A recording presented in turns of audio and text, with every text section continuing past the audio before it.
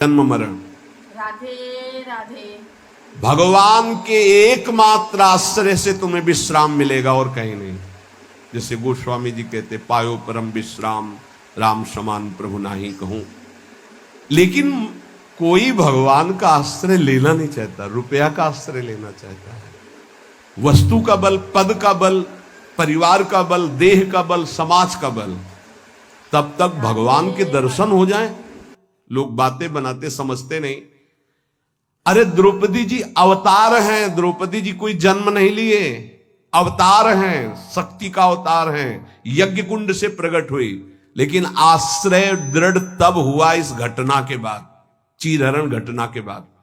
नहीं, पांडवों का आश्रय था, सभा का आश्रय था, अपना बल का आश्रय था, दांत का आश्रय लिया। जब सब छूट गया तो गोविंद द्वारिका वासिन। ये चीज समझने, कल कुछ संत भगवान आए थे, उनसे यही चर्चा हो रही थी कि आश्रय तत्व पर दृष्टि रखो। कहां आश्रय है तुम्हारा? अंदर से देखो, अभी भगवत प्राप्त हो जाओगे। बिगड़ी जन्म अनेक की अबही सुधरे आज, आज अभी होई राम को। आश्रय राम का, आश्रय हरि का, आश्रय प्रभु का। किसका आश्रय? सूरदास जी महाराज कह रहे हैं, अपबल, तपबल और बाहुबल, चौथो बल है दाम। किसका आश्रय इनमें से? अपना बल, तपस्या का बल, दाम का बल, विद्या का बल। किसका बल है? बोले सब बल कहां जागृत होता है? बोले हारे को हरे नाम। जो भगवान के आश्रित हो गया, नाम के आश्रित हो गया। ये जितने आश्रय ये टिकाऊ नहीं है, प्रत्युत ये तुम्हें भ्रमित करके तुम्हारे समय को नष्ट करने वाले हैं। जिसने धन का आश्रय ले लिया, पतन है, शास्त्र कह रहा है। क्यों पतन है?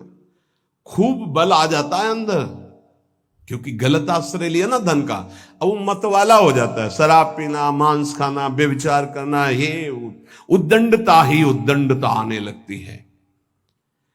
अब भगवत आश्रित और धन आ गया तो उसका धन दूसरी जगह जाता है, क्योंकि आश्रय सही है। अस्पताल खुलवा दिया, पौशाला, संत सेवा, गौशाला, नाना प्रकार की धार्मिक वृत्तियों के द्वारा दूसरों को सुख पहुंचाना। क्यों? क्योंकि आश्रय बढ़िया है। केवल धन का आश्रय है तो सब दोष आ जाते हैं। इतना ही नहीं, शुभ कर्मों का आश्रय बन जाता है, साधना का आश्रय बन जाता है।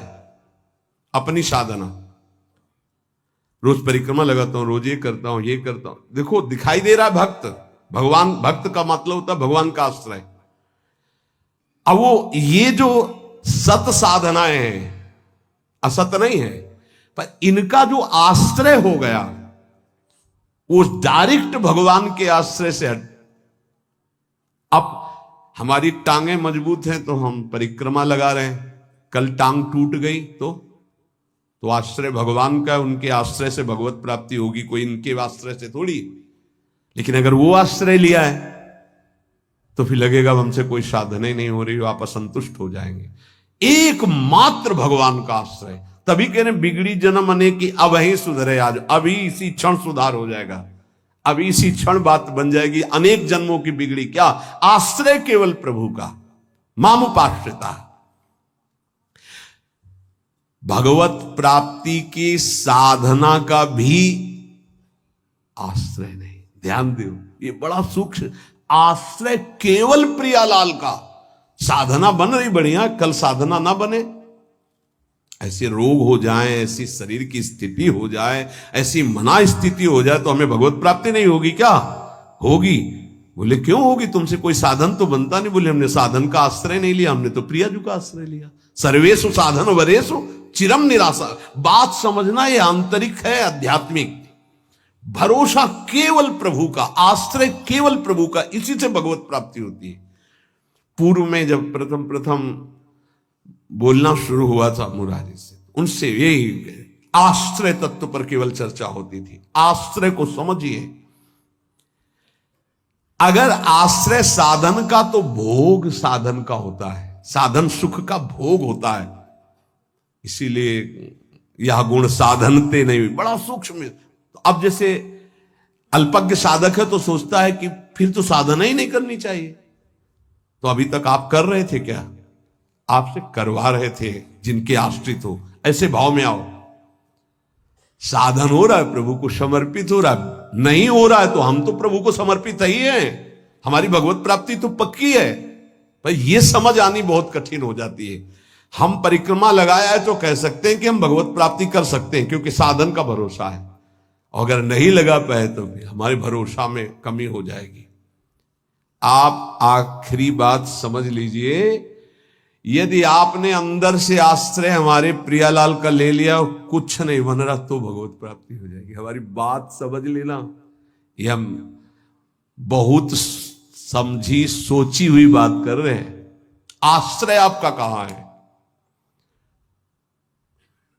एक क्षण के आश्रय को प्रभु राधे बहुत बड़ा मान लेते। ध्यान रखना, जब बाली जी का भगवान ने प्रहार करके वध किया तो आखिरी श्वासें बाली जी की भगवदाकार थी, पर भगवान से बड़ा छुपा के वचन बोले। राधे हृदय प्रीति मुख वचन कठोरा, और भगवान की तरफ देखकर कहा, मैं बैरी सुग्रीव प्यारा, कारण कवन नाथ मुहि मारा। हम दोनों भाई हैं, हमें अपने भाई की हर चेष्टा को पता है। जैसा मैं वैसा मेरा भाई। बहुत बड़ा भजनानंदी नहीं, हम जानते हैं, बचपन से साथी है। और मैंने कभी आपका विरोध नहीं किया। आपने मारा क्यों मुझे? जो सूक्ष्म बात भगवान, तुम ये जानते थे कि सुग्रीव मेरे आश्रित हो गया है? अरे अभिमानी, मेरे आश्रित का वैरी मेरा वैरी होता है। तो कितने दिनों के आश्रित हुए थे सुग्रीव जी? कोई माला चलाई थी, ध्यान किया था, तपस्या की थी, और निष्काम आश्रय नहीं था, सकाम आश्रय था। बाली मारा जाएगा, मैं किष्किंधा का राजा बनूंगा। और जब राजा बन गए, महाराज जी राम जी प्रवर्षण पर्वत पर रहे, एक दिन भी दंडवत करने न दिन में गए न शाम के गए, 4 महीना नहीं गए। फिर वहां से भयभीत वाले वचन जब भगवान लक्ष्मण जी को कि जाके बोल दो कि जो बाली को वही बाण तूड़ीर में है उसमें, तब आके दंडवत, नाथ विषय हरि लीने से क्या ना। हम आपको बात बता रहे हैं प्रमाण सहित। भगवान ने जो वचन कहे उस बहुत मानने और समझने वाली बात। तुम जानते थे कि सुग्रीव मेरे आश्रित हो गया। अरे अभिमानी, तुम मारना चाहता मेरे आश्रित का वैरी मेरा वैरी, मेरे आश्रित का मित्र मेरा मित्र, इसलिए मैंने तुम्हें मारा। फिर वो आगे की जो बात अनुज बधु भगनी सुत नारी व्यवहारिक की बात कही, आंतरिक बात जो कही, मेरा शरणागत मेरे आश्रित।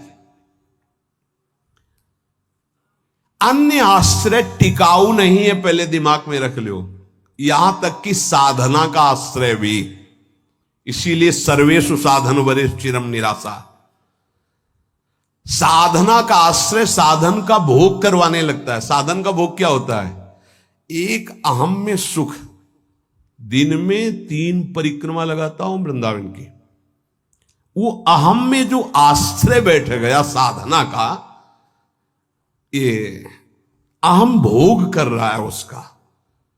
3 लग गई तो कोई बात नहीं, 3 दिन नहीं लगी तो कोई बात नहीं। उन्हीं के तो आश्रित। मान लो कोई ऐसी शरीर की अव्यवस्था, प्रमाद नहीं होती, प्रमाद नहीं होता भक्तों में। आश्रय हमारा प्रभु का, जैसी उनकी रुचि हो वैसा चलावे। बहुत बढ़िया साधन बन गया तो हमें कोई हर्ष नहीं है, और कोई साधन नहीं हुआ तो हमें कोई शोक नहीं है। ये स्थिति समझना बड़ा कठिन है। जब तक उपासक भगवान के आश्रित नहीं होता, तब तक वो किसी न किसी पराधीनता को स्वीकार करता रहता है, और इसीलिए उसका दुख नहीं मिटता। अन्य आश्रय परिणाम दुख।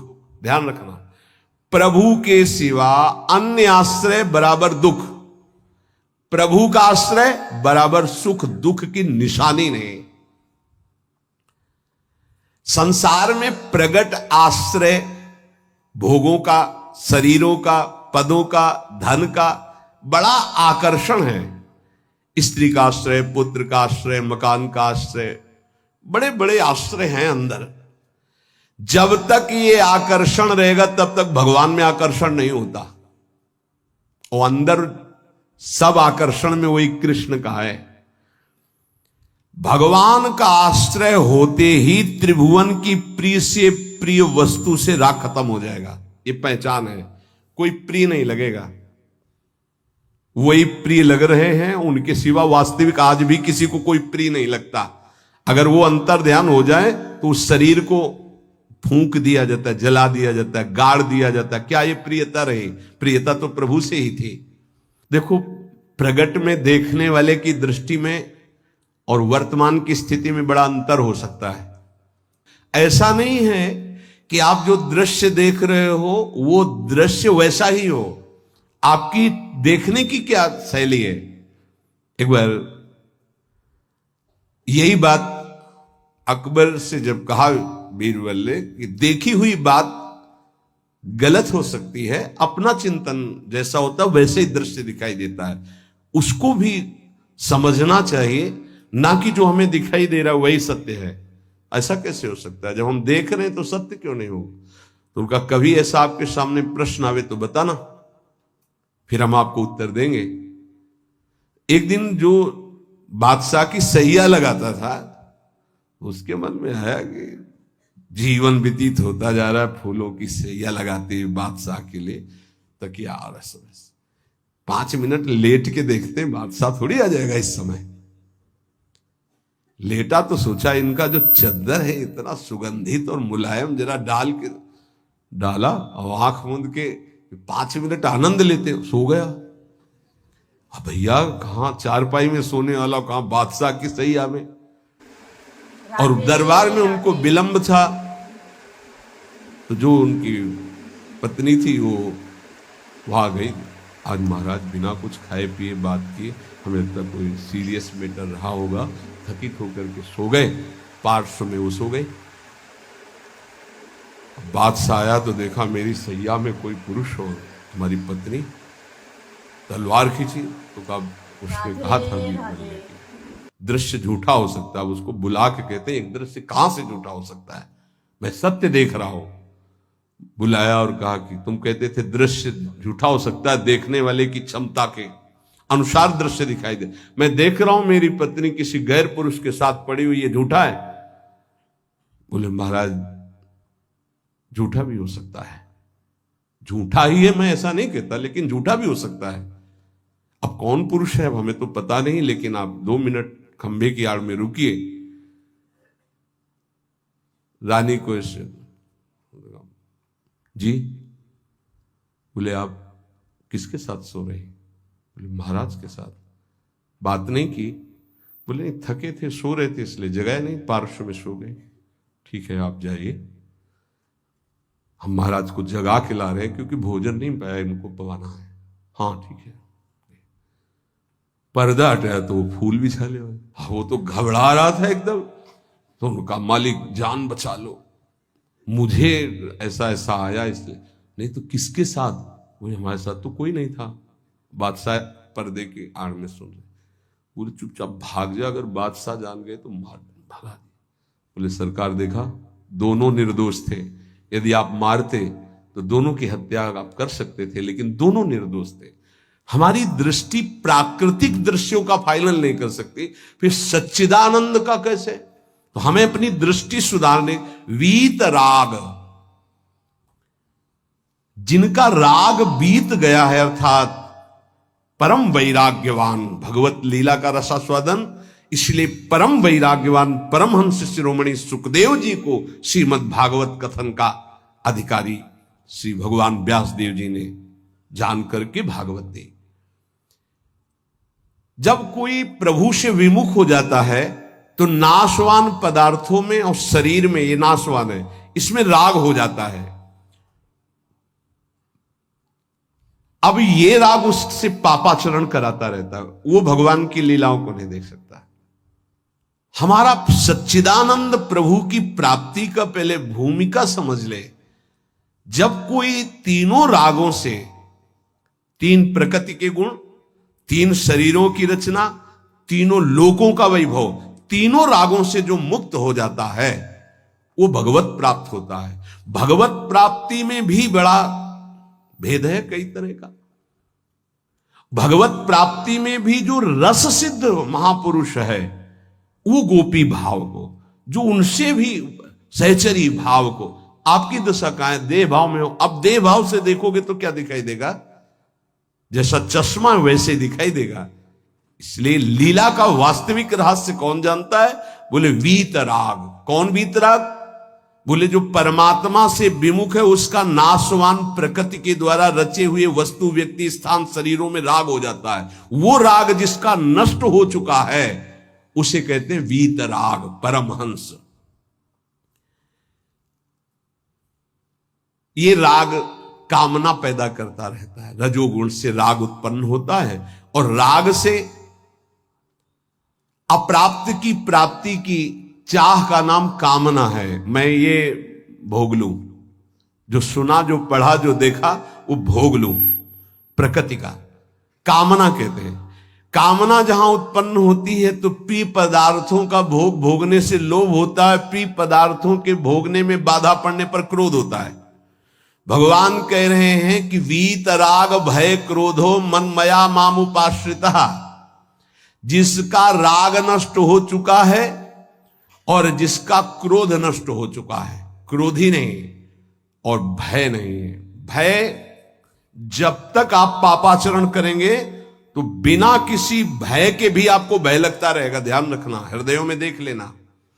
अगर भय लग रहा है आपको, अव्यक्त भय, कहीं ऐसा ना हो जाए, कहीं ऐसा, आपका मन मलिन है और आपने पापाचरण किए हैं, वो आपको भयभीत करते रहेंगे। जो भगवत शरणागत निर्मल हृदय वाला होता है उसके अंदर निर्भयता आती है। निर्भय, निश्चिंत, निशोक। भगवान कह रहे हैं जो राग रहित है और भय रहित है। भय एक ही जगह आता है। अज्ञान जनित नाशवान शरीरों में राग, भोगों में राग, जिससे पापाचरण, तो ये शरीर न नष्ट हो जाए इस बात का भय बना रहता है। कहीं भोग सामग्री न छूट जाए इस बात का भय बना रहता है। और एक मन में अव्यक्त भय बना रहता है, वो पापाचरण का फल, वो एक कल्पनात्मक भय बना रहता है, भयावह, जिसे आजकल भाषा में डिप्रेशन कहते हैं। वो बेमतलब की बातें सोच सोच कर डरता रहेगा। लेकिन भजन, भगवद आश्रय, ये निर्भय करता है, भय नहीं रहता। जब हमारी कामनाओं की अपूर्ति होती है तो क्रोध आता है। लेकिन भक्त की अगर कहीं वो कामना वाला भी अभी है, अपूर्ति होती तो कृपा मनाता, बड़ी कृपा हुई, भले नहीं दिया, नहीं मेरा मन फंसा देता।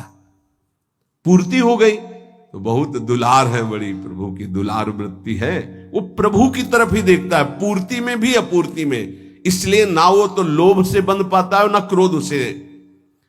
वो तो महान पुरुष होते हैं जिनमें कोई कामना नहीं होती, लेकिन प्रायः कामना से ही भक्ति प्रारंभ होती है। जो हमारा अनिष्ट होने की आशंका बनी रहती है, ये अविद्या, अज्ञान, नाशवान पदार्थ, नाशवान शरीर की प्रियता के कारण। तो भय, क्रोध, लोभ, ममता, ये सबका मूल जो है कामना है, काम है। इसी से दोषों की उत्पत्ति होती है। जब तक ये काम है तब तक भगवान की लीलाओं को तुम कैसे जान सकते हो? कैसे जान सकते हो? जब तक तुम्हारे शरीर से काम क्रीड़ा होती है, तुम्हारे अंदर मन में कामनाएं प्रकट होती हैं, तब तक तुम भगवान के चरित्रों का रहस्य नहीं जान सकते। क्योंकि भगवान कह रहे मेरे जो चरित्रों को, मेरे कर्म को, जन्म को दिव्य जान जाता है, उसका पुनर्जन्म नहीं होता, तो कौन जान जाता है? तो बोले वीतराग भय क्रोधा। जिनका राग नष्ट हो चुका है, जो निर्भय हो चुके हैं, जिनके हृदय में क्रोध नहीं है, और भगवान कह रहे मनमया मामुपाश्रिता। मनमयाहा, जो मुझ में तल्लीन है, रात दिन नाम जप कर रहे, भगवत ध्यान में, मामुपाश्रिता, मेरे ही आश्रित है, मेरा ही चिंतन, मेरा ही आश्रय। अंदर से किसी से कोई राग नहीं है, किसी भी भोग की, भोगने की इच्छा नहीं है, उस इच्छा की जब वृत्ति नहीं तो क्रोध और लोभ की संभावना ही नहीं, और जब इच्छा ही नहीं तो पापाचरण नहीं तो भय नहीं हो। भय केवल पापाचरण से होता है। निर्विकार हृदय कूटस्थ स्वामी थे, हिमालय में भ्रमण कर रहे थे, एक शेर की गर्जना हुई, घुर्राता हुआ सामने आया तो छड़ी लिए हुए थे पूज्य पादुड़िया बाबा को, ऐसे छड़ी लगा खड़े हो गए, बोले यार सुन, तेरा आहार अगर ये निश्चित हो चुका है तो तू गुर्रा मत इसे खा ले, अगर आहार नहीं निश्चित हुआ है तो तू जा। वो चला गया। कितने निर्भय कि सिंह के सामने भी एकदम ऐसे, क्यों? क्योंकि वीतराग है, शरीर से राग नष्ट हो चुका है। श्री भगवान कह रहे कि माम उपाश्रिता, देखो बहुत सुंदर बात कह रहे, ध्यान देना। अपने लोगों का स्वभाव है बिना आश्रय के जी नहीं सकते, किसी न किसी का आश्रय, शरीर का आश्रय, रुपए का आश्रय, विपरीत शरीर का आश्रय, पद का आश्रय, विविध भोगों का आश्रय, नशा आदि का आश्रय, बिना आश्रय की जी नहीं सकता है। आप ये समझ लो, ऐसी मान्यता हो चुकी है। और आश्रय अगर ये सब छोड़ दे तो अमर हो जाए, उसको लगता है मैं मर जाऊंगा बिना इसके, वो अमर हो जाए। यही माया का भ्रम है। किसी न किसी का आश्रय लिए रहता है, कभी भी वो आश्रय टिकाऊ नहीं है। ध्यान देकर देखिए क्या टिकाऊ है। मनुष्य शरीर टिकाऊ है? नहीं। Bank balance? नहीं। कोई पदार्थ पदवी? नहीं। बहुत ध्यान देने योग्य बात है। परमात्मा के अंश तुम्हारे अंदर जो एक आश्रय लेने की वृत्ति प्रकट हुई है प्रकृति से, यही बंधन है। और इस बंधन को तुम तभी छुड़ा सकते हो जब प्रकृति को जिसने रचा उसका आश्रय ले लो, परमात्मा का, प्रभु का। भगवान का अंश जब तक प्रकृति के कुछ भी आश्रय रखेगा तब तक वो भय, क्रोध, लोभ, राग इनसे पिटता रहेगा, चिंता, शोक, नाना प्रकार की। वीत राग, बहुत सुंदर बात है। लीला का निर्विकार स्वरूप अनुभव देखो। अगर गोपी प्रेम में तनिक भी कोई ऐसी बात होती तो परमहंस श्री सुखदेव जी, जो लौटकर अपने पिता का मुख नहीं देखा, जब पुकार रहे थे, माता को तो देखा ही नहीं, वो भला ऐसे विलास को कभी गा सकते थे? विचार कर। बृहस्पति शिष्य उद्धव बंदे नंद ब्रज स्त्रीराम पादरेणु सा, अंतिम समय स्तव का गायन करते। भीष्म जी उस समय गोपी जनों का चिंतन करते हैं, भगवान की उस लीला विलास का। क्या है ये गोपी प्रेम? कोई ऐसी रहस्यमयी प्रेम वृत्ति है जो बड़े बड़ों को समझ में आने वाली नहीं है। इसलिए गायन करें। गायन से आप रास पंचाध्यायी के फलस्तुति को पढ़िए, उसमें लिखा है ये श्लोक, पुरा में याद नहीं, विक्रीडितम ब्रजबधु भीरदम च विष्णु, इस श्लोक में है कि जो श्री कृष्ण की इस रासलीला का जो गोपी जनों के साथ भगवान अद्भुत सुख वर्षा कर रहे हैं, इसका जो गायन करेगा, पाठ करेगा, वो हृदय रोग से रहित हो जाएगा। ये हृदय रोग को निर्मूल करने वाली लीला, अर्थात काम का सर्वनाश करके प्रेम प्रकाशित करने वाली। श्रीमद चतुरासी जी की फलस्तुति में लिखा है, भवजल निधि को नाव और काम पावक को पानी। काम रूपी अग्नि को शांत करने के लिए लीला जल है। चतुरासी जी का गायन निष्काम करके प्रेम प्रकट करता है। यहां प्रार्थना है, अर्थ की तरफ दृष्टि मत ले जाना। अगर अर्थ कभी आप पढ़ भी ले तो उसको चिंतन में मत आओ, उसको छोड़ दो। जब तक आपकी भाव दशा ठीक नहीं है, अभी आपके अंदर काम आता है, आपके अंदर नाना प्रकार की वासनाएं हैं, आप नहीं समझ पाएंगे। आप उसे प्राकृतिक भाव से अगर देखेंगे तो बात ठीक नहीं, क्योंकि प्रिया प्रीतम सच्चिदानंद में आपकी बुद्धि प्राकृतिक भाव सच्चिदानंद पर आरोपित करना, फिर वो बिगड़ जाएगा। इसलिए यहां प्रार्थना करते हैं, नवनिवृत्त निकुंज के पदों का गायन, चिंतन भागवत गीता जी के सिद्धांतों का देह राग को शिथिल करके फिर चिंतन जो प्रकट होता है वो आंसुओं से भींगे हुए कपोल वाला होता है। गदगद सुर नैना सजल दंपति रस रहे भीन। इसलिए उपासक को चाहिए कि जब तक देह भाव शिथिल न हो जाए तब तक ऐसे ऐसे श्लोक रस भरे हैं जिनको आप बिल्कुल नहीं समझ सकते। इसलिए राधे राधे। भगवान की अवतार लीला, भगवान के उपदेश, देखो शास्त्रों में हमने पाया कि जब अपने शिष्यों को उपदेश गुरुदेव करते हैं तो उनसे कहते हैं कि देखो भाई, मेरे उपदेश से जो मेरा आचरण न मिलता उसे कभी स्वीकार मत करना। राधे मेरे उपदेश से जो मेरा आचरण या शास्त्र की आज्ञा से जो मेरा आचरण न मिलता हो उसे कभी अनुकरण मत करना। क्यों? क्योंकि तुम्हारी स्थिति नहीं है, तुम अनुकरण करोगे परास्त हो जाओगे। मेरा जो तुम्हारे लिए उपदेश है, शास्त्र की जो आज्ञा, उसके अनुसार चलना। आप सोचो, जगत गुरु भगवान श्री कृष्ण की लीला का कोई अनुकरण कर सके? जैसे रास लीला का नहीं कि भगवान इतनी गोपियों के साथ नृत्य कर रहे, भगवान के इस दिव्य प्रेम विलास को तुम रास किसको संबोधन कर रहे? बोले रास रचा के आ रहा है। घोर अपराध भरे शब्द बोल रहे हो। भगवान रास जो कर रहे हैं वो आत्म स्वरूप का विलास है, वो किसी व्यक्ति या स्त्री पुरुष का नहीं है। भगवान ने जो कुछ लीलाएं ऐसी की जिनका अनुकरण स्वाभाविक करके हम प्रेम मगन हो सकते हैं, कुछ लीलाएं हैं जिनका गायन करके प्रेम में मगन हो सकते हैं, कुछ लीलाएं हैं कि पढ़ सुन करके हम गर्वित हो सकते हैं, मेरे प्रभु ऐसे। तो रास लीला के पहले भगवान की जैसे लीला एक आती है गोवर्धन लीला, फिर रास लीला। चलो रास लीला तुम करने के अनुकरण करने की बात करते, चलो गोवर्धन लीला करो। नहीं, भगवान जो लीला करते हैं उनका अनुकरण करो, गोवर्धन लीला करो। अब भी 21 किलोमीटर के महाराज हैं गिरिराज जी।